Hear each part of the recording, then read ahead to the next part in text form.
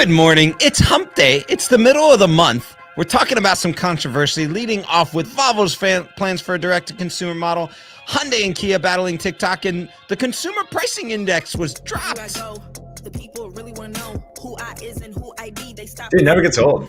Intro never gets old. You know, it is. Like, I thought by this point I would be all done with every single day, 5 days a week, hearing the same little groove. But I feel like we picked the right one. Yeah, you did. I mean, it's like gets me going every single time. There you go. Hey, if you don't know, I've got Ben Hadley hanging out with me again. If you're listening to the audio podcast, you can't see us.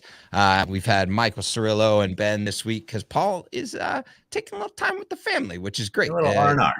It's something that's hard to do as an entrepreneur, hard to do when you're building something, but absolutely necessary. And luckily, we got a bunch of people in the automotive community that can lean in. Hey, Ben, what's up? We got Pitch Tank today. I know. Yeah, let's go. It's so dope. So we, if you don't know, and you're listening, Pitch Tank is an audio only format weekly show where 3 tech companies, service providers in the auto industry pitch for 3 minutes, audio only, to a host of moderators, myself, Ben. I think Steve Greenfield is going to start to join us as a moderator. We've got a bunch of automotive community marketers from the Auto Genius community in there. And just like, if you always struggle with asking the questions or understanding what's next or what's the leading technology that's coming out, we just open that up, give you a bird's eye view into it, ask the questions for you, rate those pitches, give a final score. And it's a 30-minute, we chopped it from an hour and like, we used to go, remember when we were like an hour and 20 minutes back on Clubhouse? Yeah, that was. And we chopped that down to 30 minutes. We get in, get out, get you a lot of good information. So it's like taking 3 demos a week. And we had on the last one, we had sounded like a couple successes too on the vendor side. Yeah, this is, if you're listening, that was huge. A couple people hit us up and said, "Hey, look, like got a deal immediately after." Yeah. Yep. No, that's a big deal. And I love how every once in a while I'll get a call or text afterwards, and they're like, "Man, I really, really had to refine who it is, who it is that we are, what it is that we do, and how we serve dealers to get it down to that 30-minute or that 3-minute and just be clear, right? I mean, you think about all of the times that you're walking around the halls or on LinkedIn or you're on that first initial call, like how do you go, boom, this is what it is, boom, this is the output, this is how you can engage us. And so it's that training ground, it's the learning ground, it's just a whole bunch of mix of fun. Yeah, 100%, man. Yeah, nice. It's badass. I can't wait. Well, let's get into it. Let's see. Yesterday, you told me a little bit about this story, and we've pulled it up. It's Volvo's European plans for direct-to-consumer sales. Basically has U.S. dealers prepping to go on the defensive with their measures with the automaker. Volvo's new CEO, Jim Rowan, who came from the consumer electronics arena, basically said that the fact that the OEM doesn't get a lot of pre- and post-sale communication in that environment is just a weird thing for him, and he sees that as a loss of trust, loss of opportunity, and really wants to try out the direct-to-consumer model. So they're starting in the UK, but it already has like the spidey senses up of the Volvo board in the US and a lot of Volvo dealers. You remember too, back in the day when the XC90 got redesigned, everybody was like, "Oh my god, this is dope!" And there was like the first 2,000 or something were the signature ones that you had to pre-order on Volvo.com. Mm-hmm. So I kind of feel like Volvo's flirted with this before, because that's like, it's not direct to consumer, but it's sort of like, hey, buy it here, pick it up at the store. Well, it starts feeling a lot like direct to consumer. It's just disguised a little bit. So it's not like out of Volvo's history. And then I'm pretty sure, wasn't the CEO previously of Dyson or something? Dyson. Yep. Exactly. Yeah. So I don't know. I feel like a lot of times a guy will come in from another retail vertical, be like, "Oh, I totally understand. This is so weird. I know how to do this better." Right. Yeah. Well, good luck, buddy. The interesting one for me is that he alluded to like the communications, pre and post sale communications, that's the thing that he wants to enhance more. But every story that I hear and talk to with dealers is, we're the mediary between the customer and the OEM, because the OEM is typically not leading in like those intimate local conversations and how a consumer is feeling in the moment. And that's I think that's the power of the franchise dealer network, is being that local touch point to where someone can walk in, say hi to someone, engage with someone that it can actually help them solve problems, you know? 100%. So I think that, that's, I hope that the dealer associations lean in that way. Looks like in at least 2 states, Virginia and California, Volvo dealers have already sent letters You know what though? to them saying like, hey, watch out. We're going to make sure and protect these franchise laws. Yeah. Dealers back. I'm backing the dealer all day on that. But just on the other flip of things, like I've got like 2 of those Dyson vacuums, bro. I haven't heard anything from Dyson. Right. So I'm like, I'm just saying, no emails, no how are you no doing? no aftermarket, no like call, nothing, no communication after sale. So like I've had that thing for like 4 years. Dope. It's a that's dope funny vacuum. right there.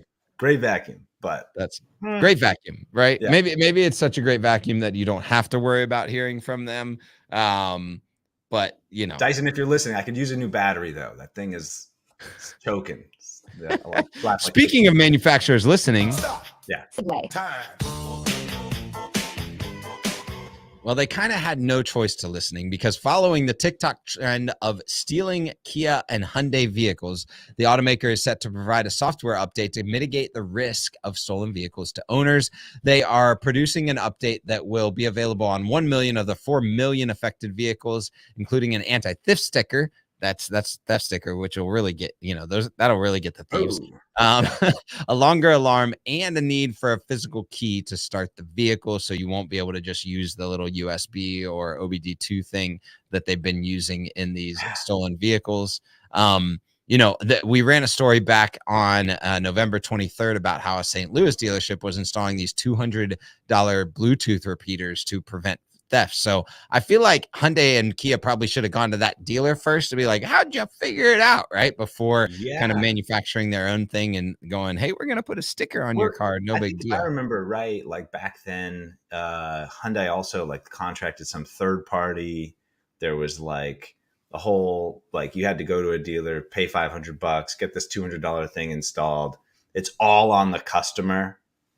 Yep. It's sort of like, oh, our bad, but like we kind of came up with a solution. Just you have to pay for it, but the whole thing was all sorts of wacky. Yep. And then the fact that you just use a screwdriver and a USB cable, man, it's nuts. That's nuts. That is talk crazy. About a miss. I mean, through the R&D process, through the development process, what also, a miss on the technology side. It's 2010 to 2021s, right? So like 11 years is a while for people. Can you imagine the first guy that was just like, USB? What? Like that worked? You know what I mean? Like I just imagine like a James Bond situation. He hops in the car. He's like, I don't know what to do. All I have is this spare USB cable and a screw. Oh wow, that was a lot easier than I thought. It was simple, right? Yeah. Exactly. So the CEO Randy Parker has come out with a statement saying Hyundai is committed to ensuring the quality and integrity of our products through continuous improvement, and is pleased to provide affected customers with a additional theft deterrent through the software upgrade. They prioritize the upgrade's availability for owners and lessees of our highest selling vehicles and those most targeted by thieves in order for dealers to service them first. Man, I feel like and this is what's interesting. They said that the rest of the 3 million vehicles, there'll be something available in June. If I'm one of those 3 million, I'm looking at Hyundai going, so you're telling me I got another 4 months to try and figure this thing out and make sure my vehicle isn't stolen and all of that, rigmarole. But I'm glad to see the still buy steering wheel locks. What's that? Steering wheel locks. I haven't seen those for like a while, but. Oh yeah, the thing. Yeah, no, I haven't seen one of those for a long time. Bike lock looking thing, Krypton or whatever. I mean, when you got anti-theft devices going in every single vehicle with the little flashing red thing, that's like you would think that would be enough, but this is like nostalgic. Like I'm going back to like 2000s. Yep.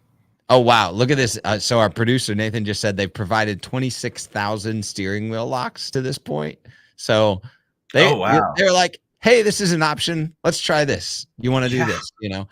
I can only imagine being a dealer on the side of this, like someone coming into the dealership and going, what do I do? I've seen this trend on TikTok, or my grandkid saw this, or my kid saw this on TikTok. I'm worried about my vehicle. It's parked on the street. It's parked outside every single day. So I've got egg on my face. Well, not really. I mean, it's fine. But my mom and mother-in-law, I was like, here's the thing: get a Kia, get a Hyundai.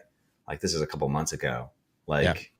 got them into what do we get? We got the Tucson, and then the corresponding one for the Kia. I forget what maybe it's like the. Don't couldn't remember. tell you. Yeah, Is me it neither. Either way. It's the I same don't know. thing, but just Hyundai versus Kia. Yep. And then like getting into this one, I'm like, oh man. Now I'm in Vermont. Pretty low likelihood that TikTok even is going to trend here. Like the app might not even work here. The app doesn't even work in Vermont. They shut it down for all of Vermont. Yeah, right? You just got 5G, Yeah. They're like, give us ultra wide, please. Yeah.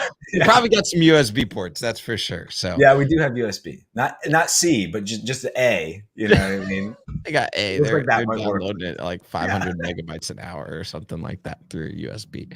Unbelievable. All right. Well, I don't have a segue for this one. We do want to mention that the Consumer Pricing Index was released yesterday, showing a slowing level of inflation, though inflation is still up, and market stayed stable. The trading market stayed stable despite growth in major index categories like food and energy. So the average of all items you can see was up 6.4%, and eggs still taking up the top spot at 70% year over year. How many times in your life have you, like, when you're talking about people with shopping, that the first thing they talk about was like, yo, did you see the price of eggs last week? Because I've had that conversation at least a couple of times over the last few months, which is nuts. Really? Yeah. I haven't had it at all. Man. Now, again, I'm in Vermont. We get our eggs from Shadowcross Farm Eggs. Shout out Shadowcross. Okay. Yeah. Those are the guys. I don't know That's if they've actually increased prices, but like they're the homies. So I just get them. I mean, it's 70% year over year. Like, yeah, and people thought cars were bad, Yeah. Do you see a dealership car guy posted something like the 2004 Kia? Man, I could have segued that. Kia Optima has gone up something like 60% in value. He was comparing it to like the S&P 500, and he was like, if you want to invest in something, invest in 2004 Kia Optimas, not 2010 ones. Right. Yeah. But crazy enough, like I didn't even realize eggs had gone up that much. That's bonkers. Yeah, it's nuts. And what they pointed to was like, okay, so a vehicle took an 11.6 dip year over year, percent dip, which we kind of know in the industry has been a reality, but that only affects a subset of the population. The majority of the things that are seeing high level of increase in cost are things like food and energy, basic needs and basic household items, which is still impacting people in lower income brackets a lot more than higher income brackets, right? Because of those low cost items impacting low income households a lot more. The chief economist at Raymond James, Eugenio Alaman, said he believes that the Federal Reserve still has to do more in order to slow down inflation. We heard Jonathan Smoke, I think, on an All Things Used Cars a few months ago talk about this bifurcated market where we see high income earners not significantly impacted by inflation and still purchasing at a high volume, but low income households being significantly impacted and almost removing themselves from the vehicle market. So as we head into, the next quarter with tax returns coming back, really helping your people at the dealership understand what's going on in this consumer pricing index and what's happening with inflation, so that they can care for customers across the board and not just like the ones that have the best credit or have the highest income. I think is going to be really important as we walk into a time where typically you see lower income households purchasing at a higher rate than throughout the rest of the year. Yeah, I mean, if you think about the car can be a luxury, but it's also a necessity to get to that job that you just landed, to go to the grocery store, to even buy the eggs. It's like, so it's I think it's insanely important that we're holistic in our approach here. Yep. Well, hey, look, that's what we are about here at Asoto, being holistic in our approach to consumers, to our employees, and to everybody around you. That holistic approach will get you a lot further than just slamming someone into a vehicle. It's about caring more than